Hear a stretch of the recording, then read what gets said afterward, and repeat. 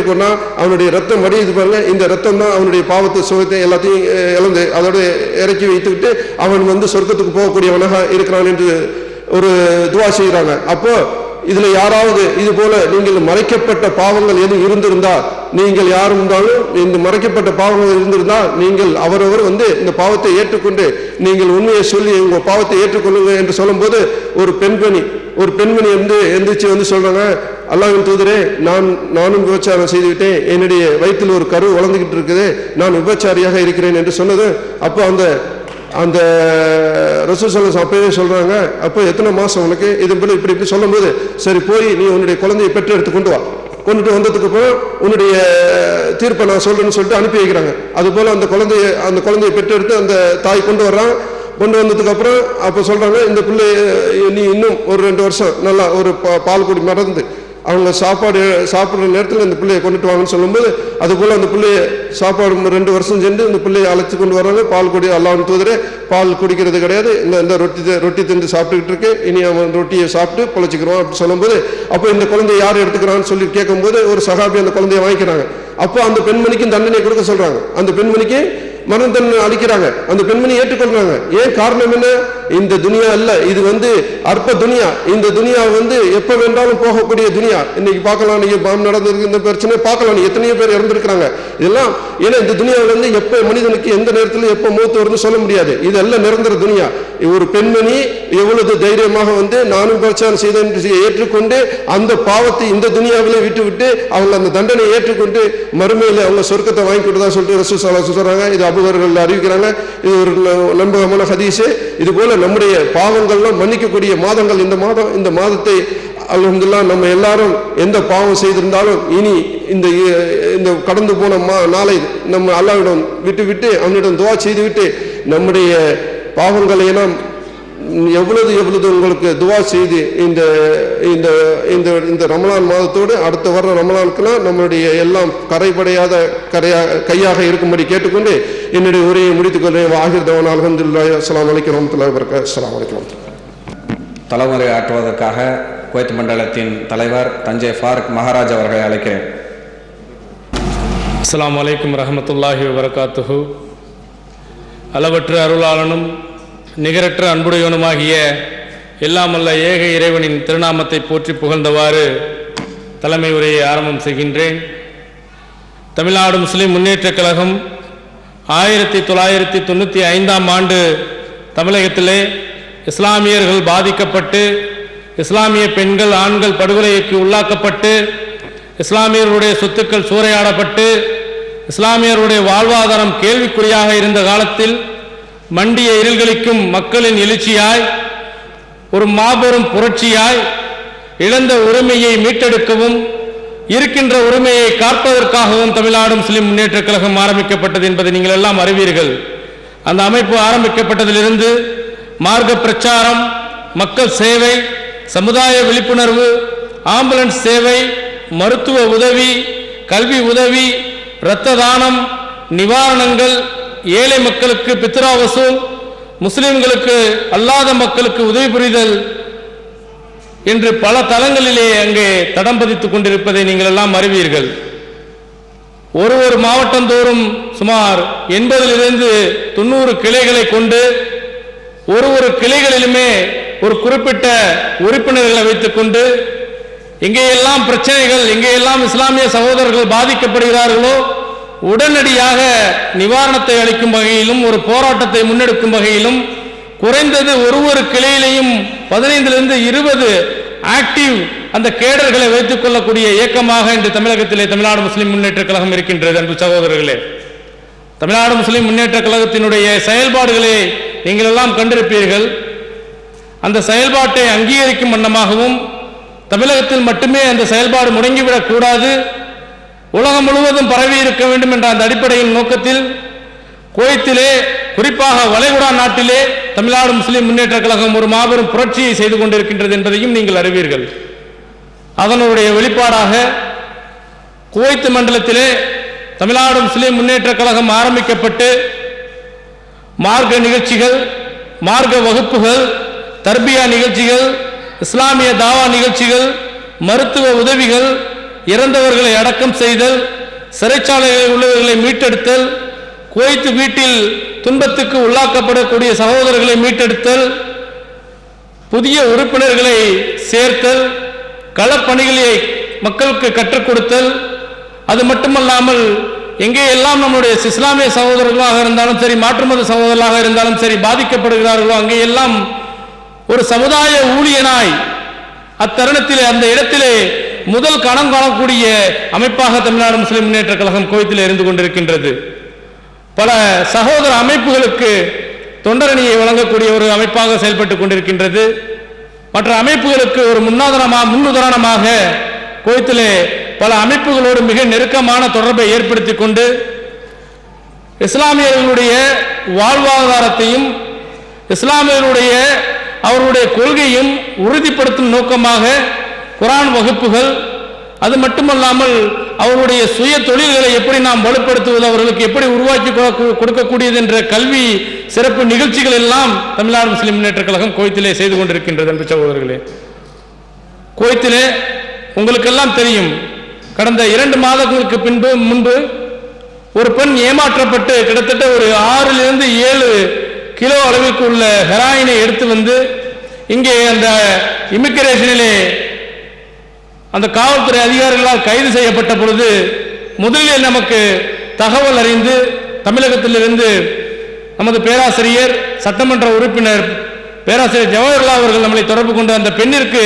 நீங்கள் உதவ வேண்டும் என்ற கோரிக்கையை வைத்தவுடன் உடனடியாக களத்தில் இறங்கி அந்த பெண் குற்றமற்றவள் என்று நிரூபித்து எம்பசியின் உதவியோடு அந்த பெண்ணை நாம் மீட்டெடுத்து உள்ளோம். கடந்த முறை ஒரு 10 நாட்களுக்கு முன்பதாக உங்களுக்கு தெரியும், எந்த ஒரு ஆதாரமும் இல்லாமல், எந்த குவைத்துக்கு வந்ததற்கான எந்த ஒரு சாட்சியும் இல்லாமல் நமது இஸ்லாமிய சகோதரர் ஒருவர் மரணித்து விட்ட சூழ்நிலையில் கிட்டத்தட்ட 16-17 நாட்கள் அவரை கபர்ஸ்தானில் அடக்கம் செய்வதற்காக மட்டும் நம்முடைய நிர்வாகிகள் களத்தில் இறங்கி கடுமையான போராட்டத்திற்கு பிறகு அவர்களை அடக்கம் செய்தார்கள். முத்துப்பேட்டை சகோதரர்கள் 2 பேர், அதில் ஒருவர் நிசார் என்பவர் கிட்னி பாதிக்கப்பட்டிருந்த பொழுது தமிழ்நாடு முஸ்லிம் முன்னேற்ற கழக குவைத் மண்டலம் சார்பாக நிதி உதவி வழங்கியதும் நீங்கள் எல்லாம் அறிவீர்கள்.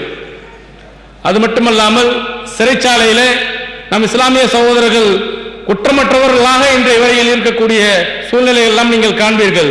குவைத் வீட்டிலே வேலை செய்யும் பொழுது தனாசில் என்று கேட்கும் பொழுது அவர்களை, அதாவது அந்த குற்றமற்றவர் குற்றமுள்ளவர் என்ற ஒரு கேஸை போலீஸ் ஸ்டேஷனில் பதிவு செய்து அவர்களை சிறையில் அடைக்கக்கூடிய சூழ்நிலையிலே அந்த இடத்திலே தமிழ்நாடு முஸ்லிம் முன்னேற்ற கழகம் எம்பசியினுடைய துணை கொண்டு, மற்ற அமைப்பு சகோதரர்களினுடைய துணை கொண்டு இன்றைக்கு பல இஸ்லாமிய சகோதரர்கள், மாற்று மத சகோதரர்களை மீட்டெடுத்துக் கொண்டிருக்கின்றோம் என்பதையும் இதன் வாயிலாக நான் தெரிவித்துக் கொள்கின்றேன். என்பது சகோதரர்களே, பல தளங்களிலே பல களங்களிலே தமிழ்நாடு முஸ்லிம் முன்னேற்ற கழகம் உங்களுடைய மாபெரும் உதவியினால் தன்னுடைய முத்திரையை பதித்துக் கொண்டிருக்கின்றது.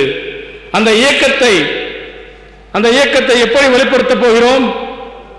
நீங்கள் எல்லாம் ஒரு கணம் சிந்தித்து பார்க்க வேண்டும். சமுதாய ஊழியனாக செயல்பட்டுக் கொண்டிருக்கும் தமிழ்நாடு முஸ்லிம் முன்னேற்ற கழகத்தினுடைய உறுப்பினர்களாக புதிய உறுப்பினர்களை நாம் சேர்த்துக் கொண்டிருக்கின்றோம். அதிலே நீங்கள் எல்லாம் இணைத்துக் கொள்ள வேண்டும். அந்த இயக்கத்திற்கு பொருளாதார உதவிகளை நீங்கள் செய்ய முன்வர வேண்டும். குறைந்தபட்சம் பொருளாதார உதவிகள் செய்ய முடியவில்லை என்றால் அவர்களுக்கு உண்டான களப்பணியிலே நீங்கள் கை கொடுப்பதற்கு முன்வர வேண்டும். அவர்களுக்கு களப்பணியிலே கை கொடுக்க முடியவில்லை என்றால் அவர்களுக்காக நீங்கள் ஒரு கணம் இறைவனிடத்திலே பிரார்த்திக்க வேண்டும் என்று நான் தாழ்மையாக உங்களிடத்திலே கேட்டுக்கொண்டு, பல அமைப்புகள் இருந்தாலும் பல இலகுவான வேலைகளை செய்வதற்கு அவர்கள் முன்வரும் பொழுது பல கடினமான வேலைகளை தமிழ்நாடு முஸ்லிம் முன்னேற்ற கழகம் இன்று களத்திலே செய்து கொண்டிருப்பது என்பதற்கு பல உதாரணங்கள் தமிழகத்திலும் குவைத்திலும் இருக்கிறது. அன்பு சகோதரர்களே, நீங்கள் எல்லாம் இந்த இயக்கத்தை வலுப்படுத்த வேண்டும் என்று என்னுடைய அன்பான வேண்டுகோளை உங்கள் முன்னே வைத்து எனது தலைமை உரையை நிறைவு செய்கின்றேன். அஸ்ஸலாமு அலைக்கும் வரஹ்மத்துல்லாஹி வபரகாத்துஹு.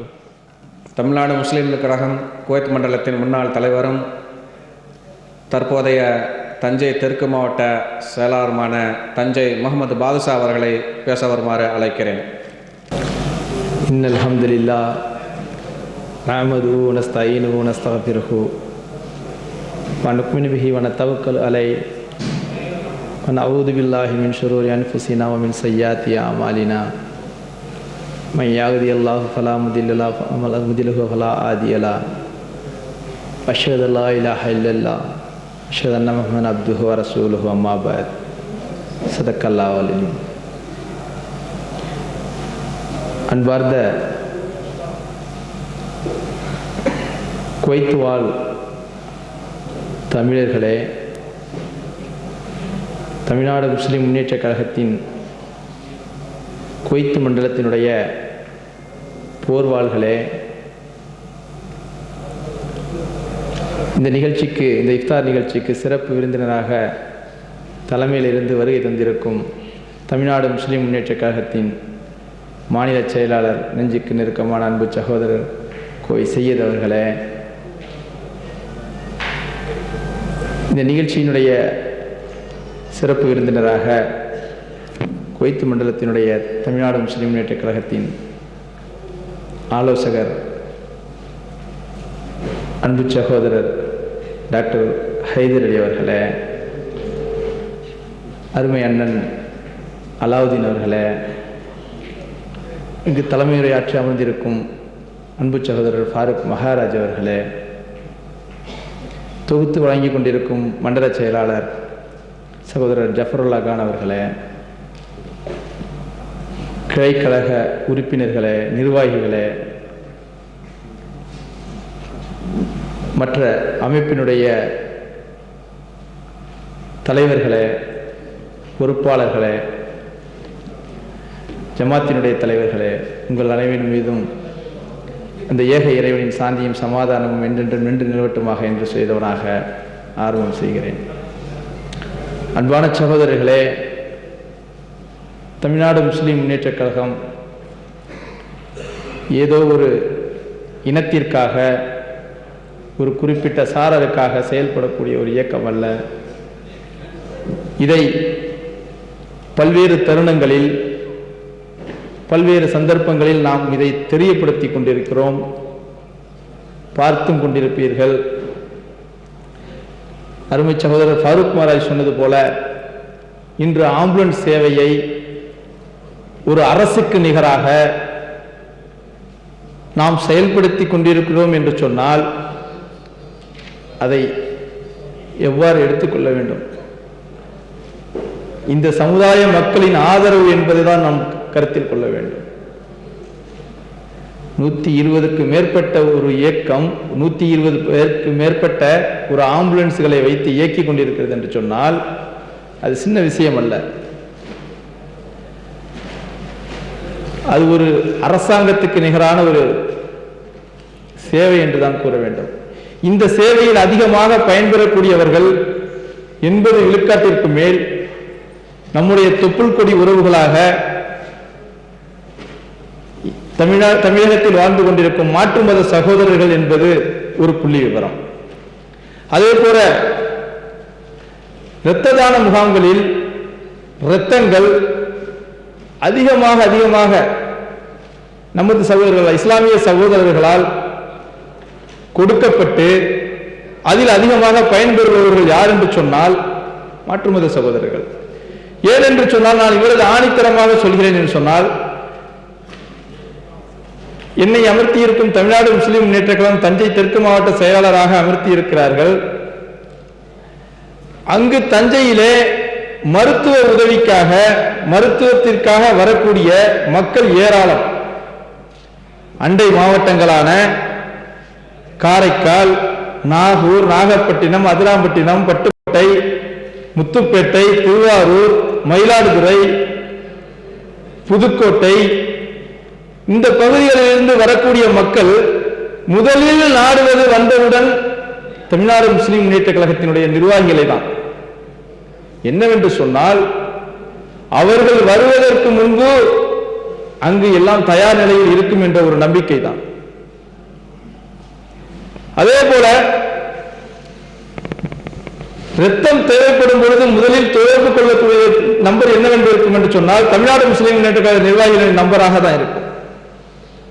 அதில் எண்ணற்ற, நான் வருவதற்கு ஒரு தினத்திற்கு முன்பு கூட ஒரு இந்து சகோதரர், மயிலாடுதுறையை சார்ந்த சகோதரருக்கு ரத்தம் தேவை என்று எங்கும் கிடைக்காமல் நம்மை நாடி நம்ம அதற்கான ஏற்பாடுகளை செய்து வந்தோம். இதை எதற்காக நான் இங்கு சுட்டிக்காட்ட விரும்புகிறேன் என்று சொன்னால், இது ஒரு இனத்திற்காக போராடக்கூடிய ஒரு இயக்கம் அல்ல. ஒட்டுமொத்த மனித இனத்திற்காக போராடக்கூடிய ஒரு மாபெரும் இயக்கம் என்பதை கருத்தில் கொள்ள வேண்டும் சகோதரர்களே. மாவட்டந்தோறும் கிளைகள், தமிழ்நாடு முஸ்லிம் முன்னேற்ற கழகத்திற்கு மாவட்டந்தோறும் கிளைகள், குக்கிராமங்கள், எங்கு சென்றாலும் அங்கு உறுப்பினர்கள். ஒரு பிரச்சனை என்று சொன்னால் அந்த இடத்தில் 50, 100 அல்ல 200, 300 பேர் கூடக்கூடிய ஒரு இயக்கமாக இறைவனின் மாபெரும் கிருபையால் அது உருவெடுத்திருக்கிறது. எந்த ஒரு சமுதாயங்களாக இருக்கட்டும்,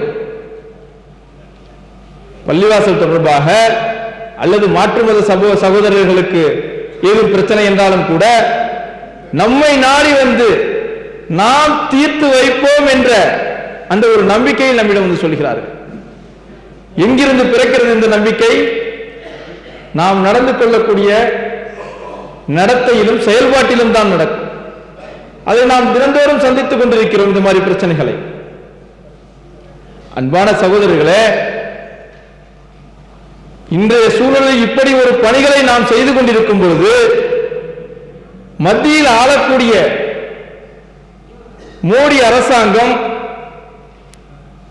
இந்த இஸ்லாமியர்களுக்கு எவ்வளவு பெரிய தொந்தரவுகளையும் எவ்வளவு பெரிய அடக்குமுறைகளையும் கொடுத்துக் கொண்டிருக்கிறது என்று பார்த்தோமே ஆனால் எண்ணில் அடங்காது. இந்த ஒரு மேடை பத்தாது. அதுக்கு உதாரணத்துக்கு எடுத்துக்கொள்வோம். இந்த அரசாங்கத்தினுடைய செயல்பாடுகளையும் அதில் இருக்கக்கூடியவர்களையும் என்னை விட உங்களுக்கு அதிகமாக தெரியும். சமூக வலைதளங்களிலே நாடி கிடக்கிறது. இன்று பார்க்கிறோம், ஒரு குற்றவாளி மத்திய அரசால் இந்திய அரசாங்கத்தால் தேடப்படக்கூடிய ஒரு குற்றவாளிக்கு சுஷ்மா ஸ்வராஜ் அவர் எப்படிலாம் தப்பிச்சு போகணுமோ அந்த அளவுக்கு உதவி செஞ்சு கொடுத்திருக்காரு. லலித் மோடிக்கு சுஷ்மா ஸ்வராஜ் செஞ்சு கொடுத்திருக்கிறார். லலித் மோடி எவ்வளவு பெரிய ஒரு தேச குற்றத்தை செஞ்சவனுக்கு அனுதாபம் காமிக்கிறாங்க. ஏன்னாக்கா அந்த இனம்ங்கிறதுனால. இது எந்த விதத்திலும் ஏற்றுக்கொள்ள முடியாத ஒன்று. அதே போல யோகா டே.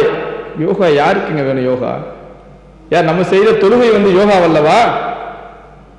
நாம் செய்யக்கூடிய தொழுகை யோகா அல்லவா? இதெல்லாம் அவருடைய தனிப்பட்ட கருத்து. இதை வந்து ஒட்டுமொத்த ஒரு சமுதாயத்தின் மீதும் திரிக்க வேண்டும் என்பது நினைப்பது வந்து பெரிய என்ன ஒரு மோடி வந்து என்ன ஒரு RSS காரர்களுக்கு மட்டும்தான் பிரதமரா? நமக்கு பிரதமர் அல்லவா? இன்னைக்கு அவனே தப்பிச்சு ஓடுறது நிற்கிறான். நான் கண்ட காட்சி, நான் கேட்ட சில கேள்விகளை சொல்கிறேன். ஒரு சேட்டு மார்வாடியில் உள்ளவங்க இன்னைக்கு மோடியை விரும்புறதில்லை. அந்த அளவுக்கு அவருடைய நிலைமை கீழே போயிட்டு இருக்குது. லக்னோவில் இந்து மகா சபையில செயற்குழு நடத்துறாங்க. என்ன செயற்குழு? இஸ்லாமியர்களை இந்தியாவை விட்டு விரட்ட வேண்டும் என்கிற ஒரு பிரச்சாரத்தை ஜூலை மாதம் முதல் செயல்படுத்தணுங்கிறாங்க. எந்த விதத்தில் இது? இதற்கு வந்து ஆதரவாக ஒவ்வொரு வீட்டிற்கும் ஒவ்வொரு வாழ் வழங்குவதாக, ஒவ்வொரு வீட்டிற்கும் ஒவ்வொரு வாழ் வழங்கி அவர்களுக்கு வந்து கொடுக்க போறேன் அப்படின்னு சொல்லிட்டு இருக்காங்க. அதே போல இன்னைக்கு நேற்று நடந்த நிகழ்ச்சி, ராஜா அவர்கள் வந்து ஒரு கருத்தை பதிவிடுறாரு. பர்தாவை அணிஞ்சிக்கிட்டு குற்றங்கள் அதிகமாக நடப்பதாக. அவருக்கு வந்து இதே வேலை. எதையாவது வரலாறு தெரியாத ஒரு சமுதாயம் என்னவென்று பார்த்தோமானால் அது யாருக்கு தெரியாதுன்னு கேட்டீங்கன்னா பிஜேபி RSS காரர்களுக்கு வரலாறு தெரியாது. வாயில வர்றதுதான் பேச்சு. அந்த இடத்துல என்ன பேசுறாங்களோ அது பேச்சு. அந்த அதுக்கப்புறம் நான் பேசலையே பாரு அவரு. அந்த மாதிரி உள்ள ஒரு குணாதிசயம் உள்ளவர். இன்னைக்கு அவர் சொல்லியிருக்கிறார், பர்தாவை அணிந்து கொண்டு பல குற்றங்கள் நடக்குதுன்னு சொல்லிட்டு. இன்னைக்கு நம்முடைய மூத்த தலைவர், தமிழ்நாடு முஸ்லிம் முன்னேற்ற கழகத்தின் மூத்த தலைவரும் ராமநாதபுரம் சட்டமன்ற உறுப்பினருமான பேராசிரியர் ஜவாஹிர் ராவ் அவர்கள் கடுமையான ஒரு அறிக்கை விட்டிருக்கிறாங்க. அவர் மேல தேசிய பாதுகாப்பு சட்டத்தின் கீழ் அவர் கைது பண்ணப்படணும் அப்படின்னு சொல்லியிருக்காங்க.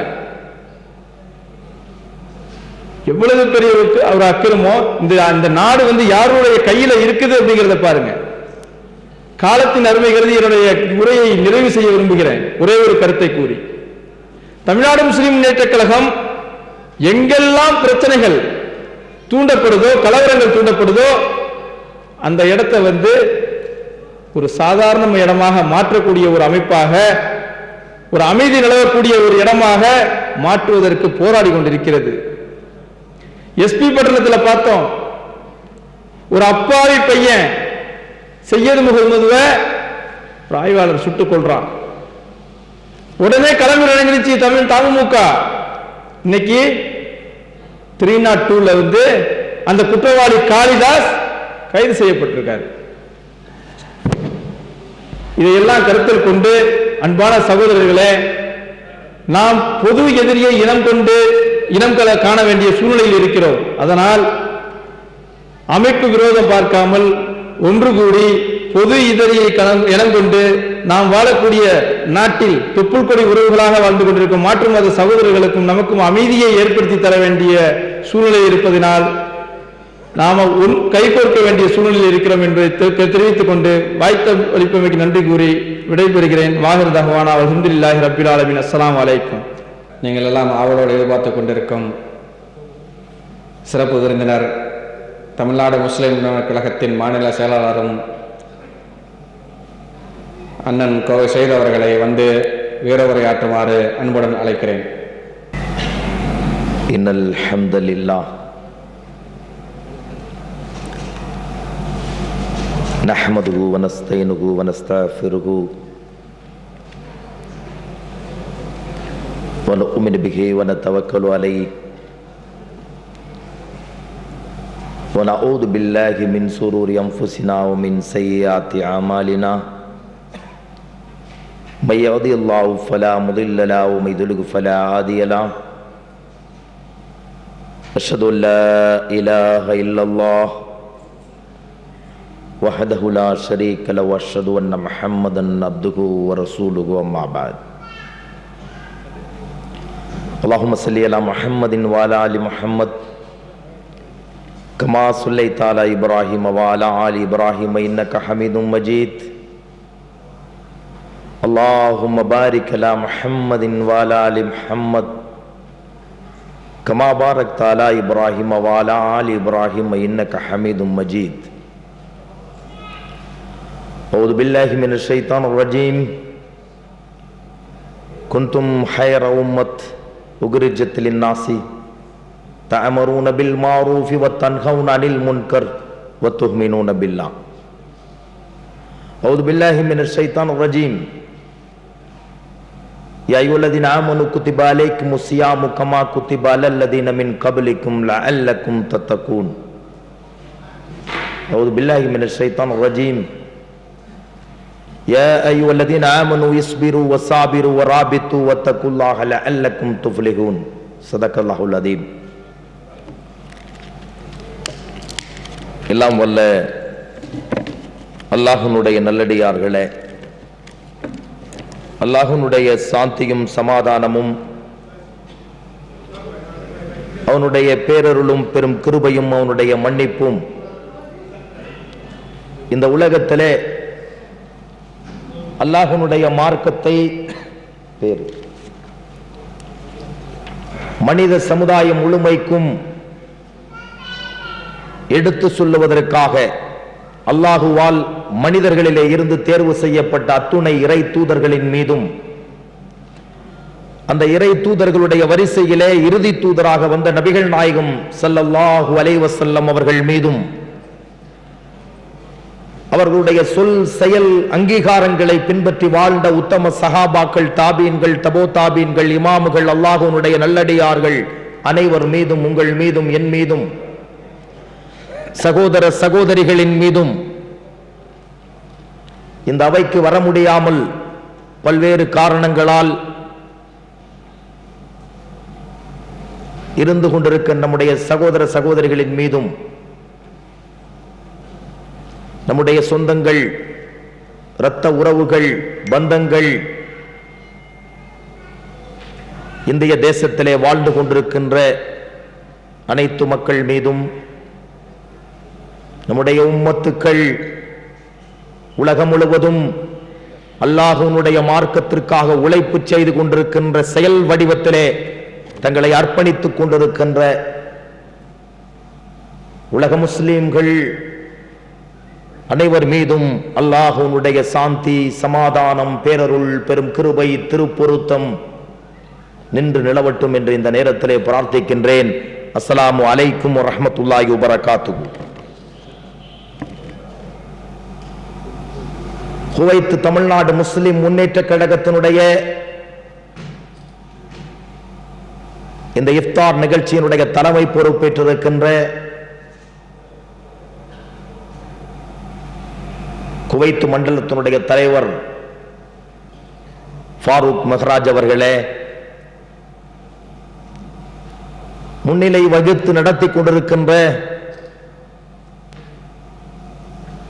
செயலாளர் ஜபருல்லா பாய் அவர்களே, பொருளாளர் சுக்கூர் அவர்களே, முன்னாள் தலைவர் பாதுஷா அவர்களே, முன்னாள் தலைவர் தாஜுதீன் பாய் அவர்களே, குவைத்திலே நம்முடைய நிகழ்ச்சிக்கும் முஸ்லிம் சமுதாயத்தினுடைய பல்வேறு நிகழ்வுகளுக்கும் எங்களோடு கரங்களை இணைத்துக் கொண்டு அனைத்து உதவிகளையும் செய்து வருகின்ற எங்கள் அன்பு அண்ணன் சகோதரர், அன்பு சகோதரர் டிவிஎஸ் ஹைதர் அலி பாய் அவர்களே, எதுவெல்லாம் நன்மையோ அவைகளிலே கரம் கோர்க்கின்ற எங்கள் நெஞ்சத்திற்கு நெருக்கமான அமர்ந்திருக்கின்ற அன்பு சகோதரர்களே, பல்வேறு அமைப்புகளிலே பல்வேறு கட்சிகளிலே பணிபுரிந்து கொண்டிருக்கின்ற, அல்லாஹ்வுக்காக பணியாற்றிக் கொண்டிருக்கின்ற என் அன்பு சகோதரர்களே, இன்றைக்கு இந்த இஃப்தார் நிகழ்ச்சி அல்லாஹ்வுடைய மாபெரும் கிருபையிலே தாமதித்தாலும் நம்முடைய திட்டமிடல் போல் நிறைவேறிக் கொண்டிருக்கிறது. அல்லாஹு அக்பர், அல்லாஹு அக்பர், அல்லாஹு மிகப்பெரியவன், எல்லா புகழும் அல்லாஹ்வுக்கு.